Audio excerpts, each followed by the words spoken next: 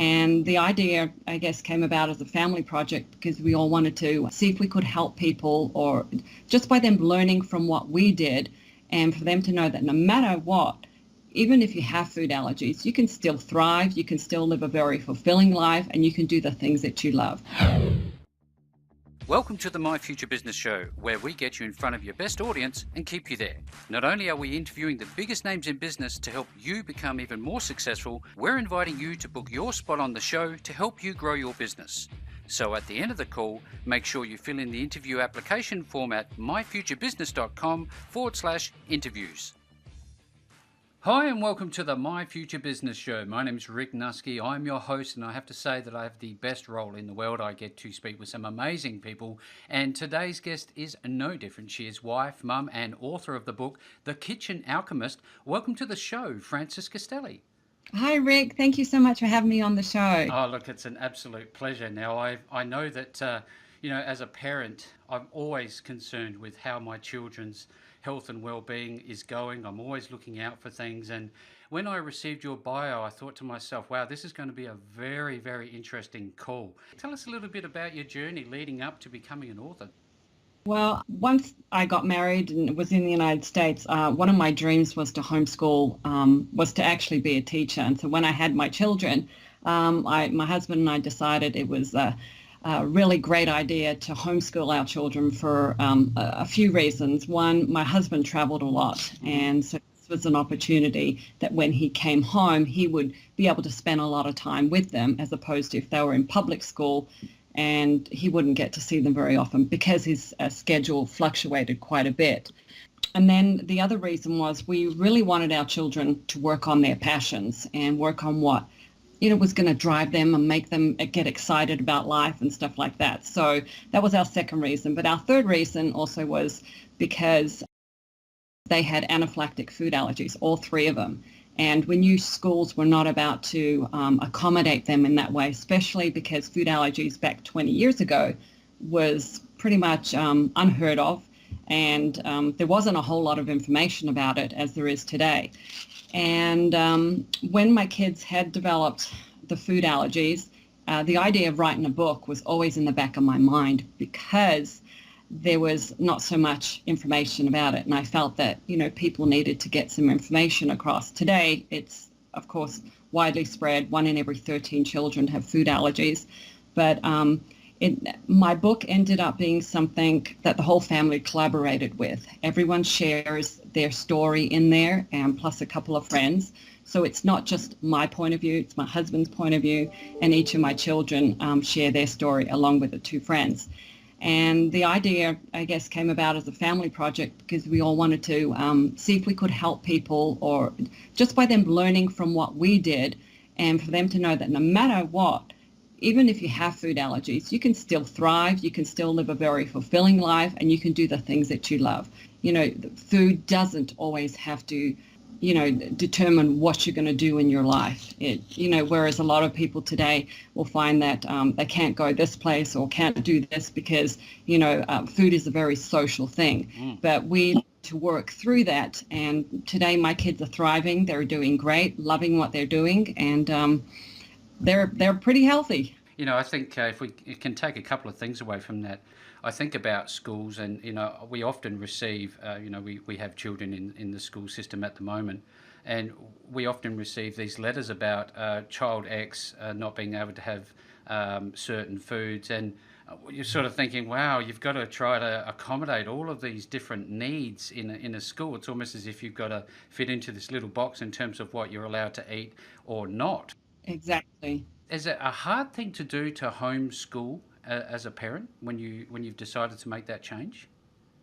For us, it wasn't. I mean, where we live here in the United States, in Nevada, it was like the regulations and rules were so much easier than when we first started in California. California required a lot more paperwork and so forth, and they had a lot of regulations. So it really depends on the state you live here in the US. I'm not sure how it's in Australia, but it definitely was something that was going to fit us because of the food allergies. Yeah. And, we had looked into schools and had thought about it, but we realized, like I gave the 3 reasons as to why we wanted to homeschool. We just knew having them at home was probably better for them, safer for them, because we couldn't really control the outside world, but we could do it best while they were home. And that's pretty much what we did. I'd like to, if we could, Frances, go into a little bit about anaphylactics and food allergies more specifically, because let's assume that I'm a listener who doesn't really understand what that actually means. Would you mind sharing what anaphylactic food allergies actually are? Yeah. Well, food allergies actually occur when your immune system starts to overreact to a food protein, namely the allergen. And there are various symptoms that can occur. We're looking at symptoms that can be, minor to, death. But there are symptoms like tingling of the throat, itchy eyes, watery nose, stomach cramps, asthma, hives, breathing issues, vomiting, diarrhea, abdominal pains, and even your throat closing up. And so symptoms can start off, mild, but they can also progress within 72 hours and lead up to anaphylaxis. So an allergic reaction it doesn't happen immediately. It could happen within 72 hours, or it can last up to 72 hours.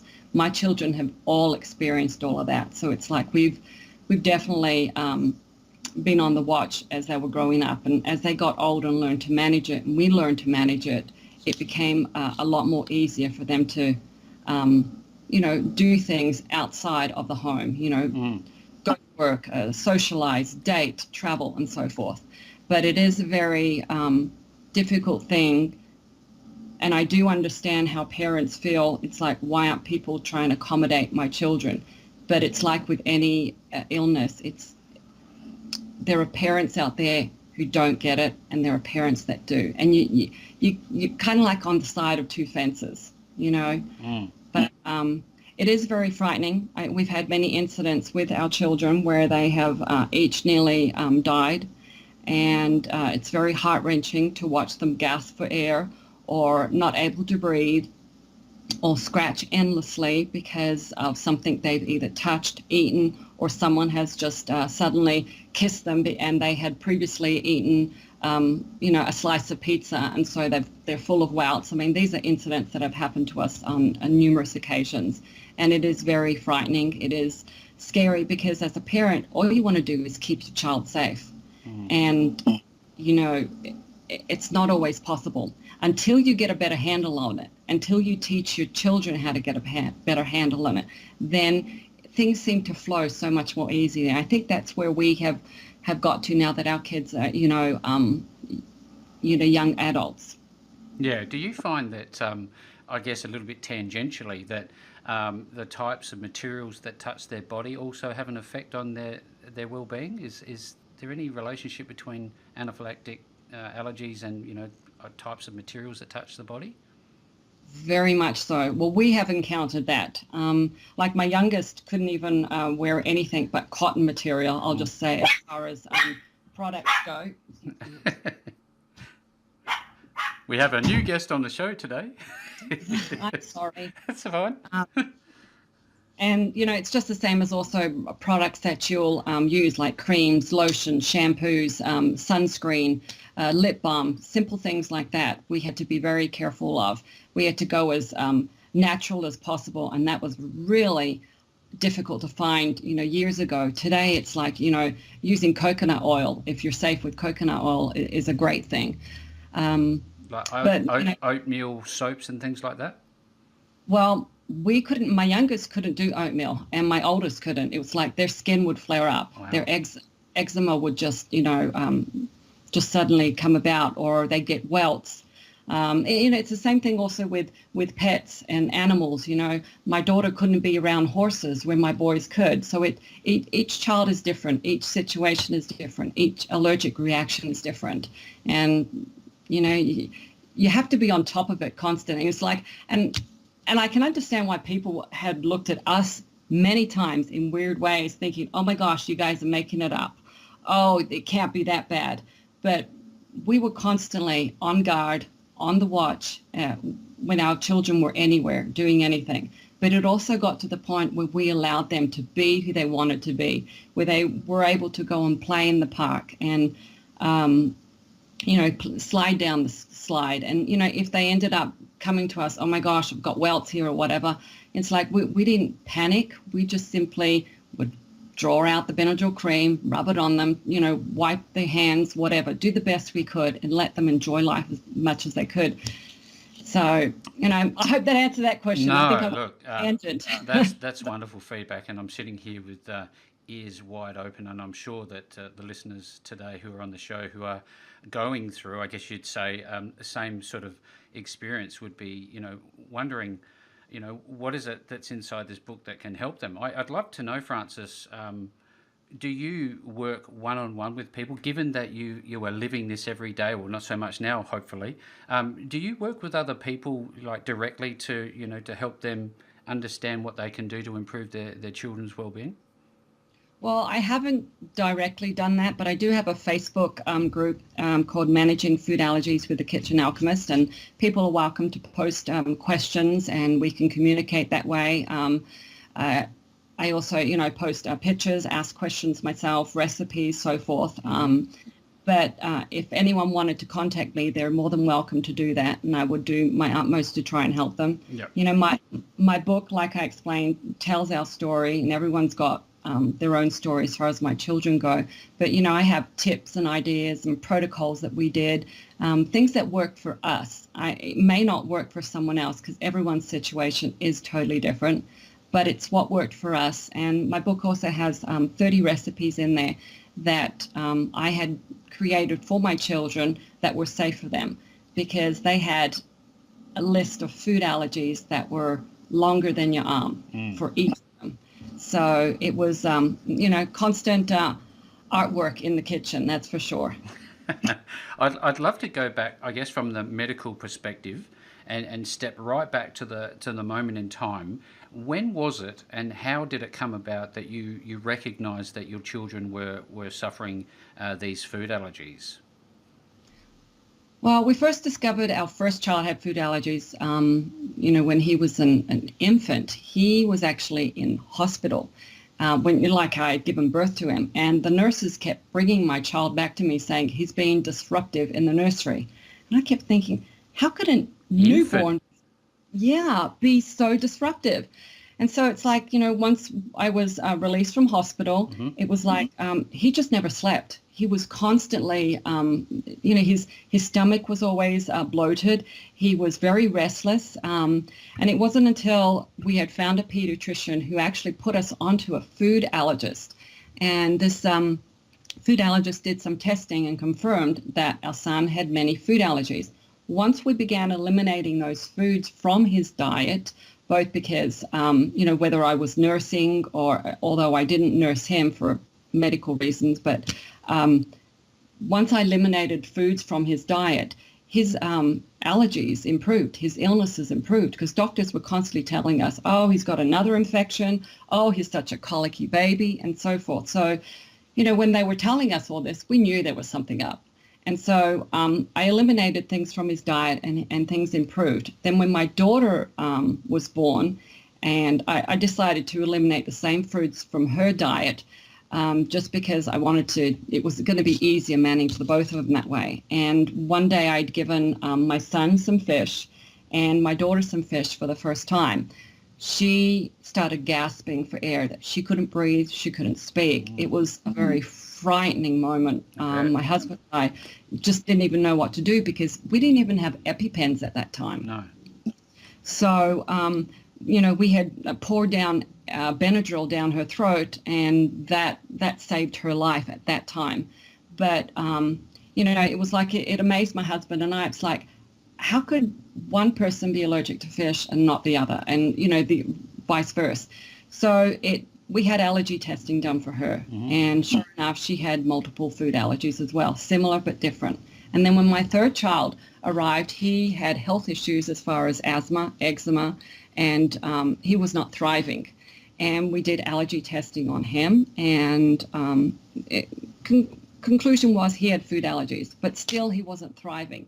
So I had to go on my own become my own doctor, and I'd started researching and came to the conclusion that wheat was creating many of his issues. Once I eliminated wheat from his diet for a period of time, he started growing, he started gaining weight, his asthma improved slightly, and his eczema slowly started to disappear, along with a few other things we did. But I would have to say that as parents, my husband and I had to become our own physicians, because like I explained earlier, there was no information around back then, 24 years ago, about food allergies. It was such a new illness. Everyone was unaware of what to do, how to move through it, and what the solutions were. And today, everyone's still kind of in the dark, but there is more available for those with food allergies. Yeah, it seems to me that it's across society nowadays, isn't it? You're hearing that people are suffering from some sort of allergy. It seems to be either the media are getting it out there more, or it's always been the same. It's just, becoming more common. I don't know. Very much so, yes. I'd love to, if we could, just dive into the book itself, The Kitchen Alchemist. What are some of the best things that you've been able to put together in the kitchen from your book? Like, my children were not able to eat eggs at all. And so when we were working with our allergist, he had said, you can't give them like scrambled eggs and so forth. So I did a test. I mean, they weren't like anaphylactic to it, but they did have hives and so forth. But, so I ended up creating a banana bread, and I cooked an egg in it and cooked it thoroughly. And they seemed to be fine. They didn't experience any stomach pains or anything like that. So I had asked our allergist, well, how could it be that they can eat banana bread, which has the egg, but they cannot consume scrambled eggs? And he explained that when you change the protein of a food, it changes within your body, and your body can absorb it better. So I started creating other recipes, with and without foods that my kids were allergic to. Mm-hmm. And so I've made meatballs without eggs and also without wheat. I've created, in here I've got like a rainbow pasta. I do a veggie bean burger that I created. My boys cannot have beans, but my daughter can. So there's quite a variety constantly in the house. My boys can have fish, my daughter cannot. My daughter can drink soy, my boys cannot.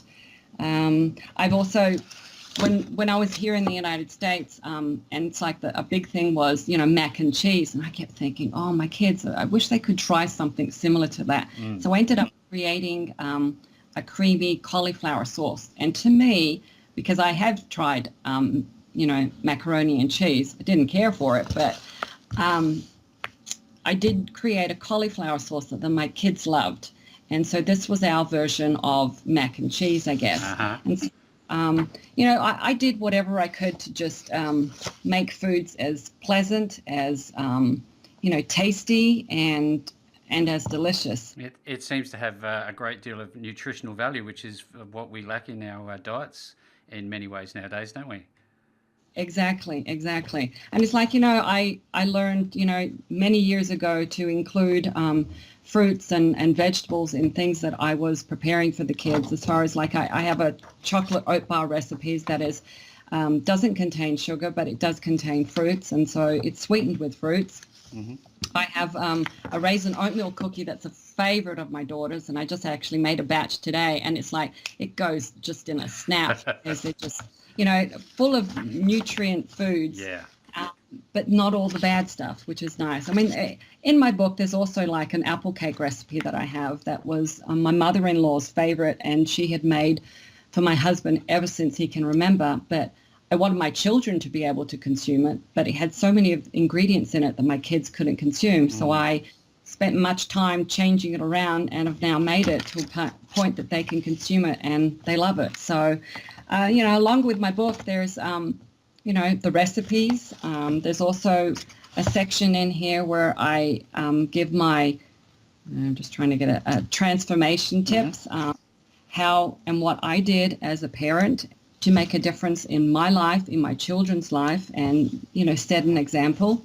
And also the protocols that we used when it came to foods and what we did as a family. So I'm hoping that everyone can find something in the book, some kind of information. Absolutely, it's been a wonderful opportunity to share some of the stories, and I guess the darker moments that you've gone through, because it would have been very scary along the way. But all credit to you for putting this book together and helping your children thrive and go on to live wonderful lives. Now, Frances, where can people find your book if they want to buy it? Well, it is available on Amazon, both in Kindle and paperback. Fantastic. And I also see here that you have a website. It's francescastelliauthor.com. Is that where we should be pointing people as well? Correct. And if they go up there and just sign in, they'll be able to download a free ebook of mine as well. Fantastic. For everybody who is listening to the call today, there is lots of nuggets of gold for you to take away, especially if you have children who are anaphylactic or have allergies of some description. Frances, it's been a wonderful treat spending some time with you on the My Future Business show today. Thank you so much, Rick. I really appreciate you took the time for me today. Thank you again. Thanks for joining us today. If you enjoyed the call, then make sure to subscribe, leave a comment, share us with your friends, and book your spot on the show at myfuturebusiness.com/interviews. And if you're looking for solutions that will help grow your business, then visit myfuturebusiness.com/shop.